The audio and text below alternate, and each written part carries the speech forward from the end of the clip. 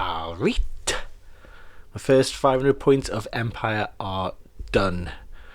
So I've had a lot of fun painting these guys up, and as you can see, I've painted them up in the colours of Averland, or Averland.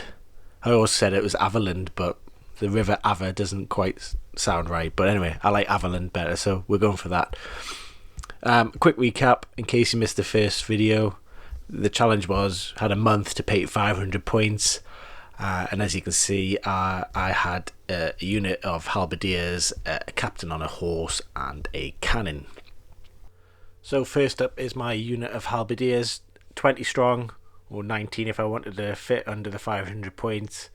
Full command. Got through these in quite good speed actually. I'm using contrast paints, the Nasdrag yellow, and the Black Templar. So it's a pretty quick scheme, especially for yellow. And I had a right old mare with the banner there, so Russ and I decided the challenge would be we'd have to freehand any banners. So I did the sunset, the Averland sun on one side, and I did a skull with some scroll work. And when I went to varnish the model, I'd grabbed the wrong can of lead belcher, and disaster. Honestly, I had a little lump in my throat. Anyway, I repainted it, and this time I went with a more on theme with fighting Russ. So I've painted up as a rat skull with a little death to rat men, and hopefully that will give me some extra bonuses. I'm pretty sure it gets me reroll all to hit and wound rolls. I'm pretty sure. I mean, that's what I'm going for. So who's Russ to deny that? And then next up we have the Empire Captain on a mount, on a horse. And not a lot to say about this. A nice model. I have had a game with Russ, and I think I'm gonna I'd rather him just being on foot. His leadership is the same as the knights that he was running with, so I'd get more benefit sticking him in with some foot soldiers and giving them a boost. But a nice model, and I'll continue to use him, no doubt. We then have a unit of knights.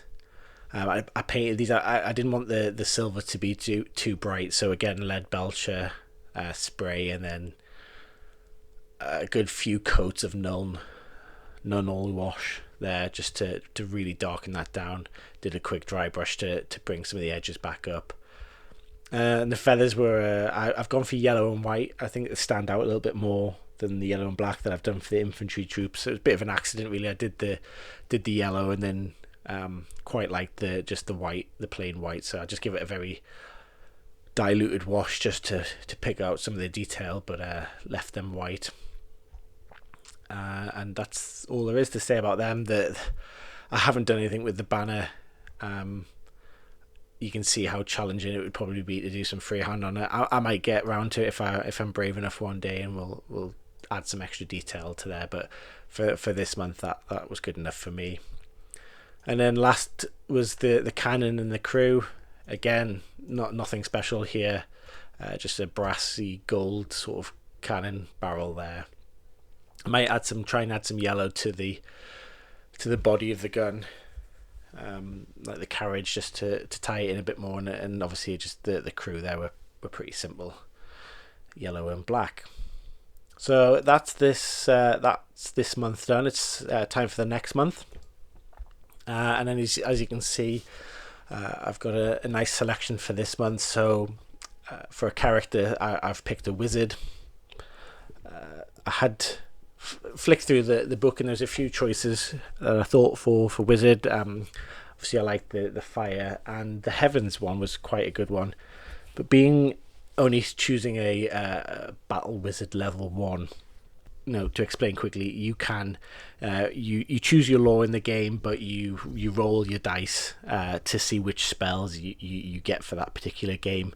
And the amount of dice you roll is dependent on the level of the wizard. So level 1 wizard, I would only get to throw 1 dice, but what you can do is you can always fall back on the signature spell, which is the lowest level spell for that particular lore. So I chose fire, and that means I can roll the dice if I wish, and if I don't like it, I can always just fall back on the fireball spell. So I went with that, and did a little conversion with him.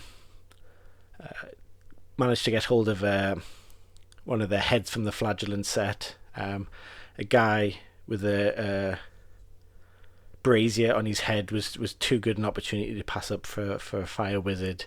I'll probably do a Wizard of the Heavens for the next one. His signature spell is re-rolling. You get to re-roll, I think, D3 dice per turn, or for casting of that spell. So that could be nice as well.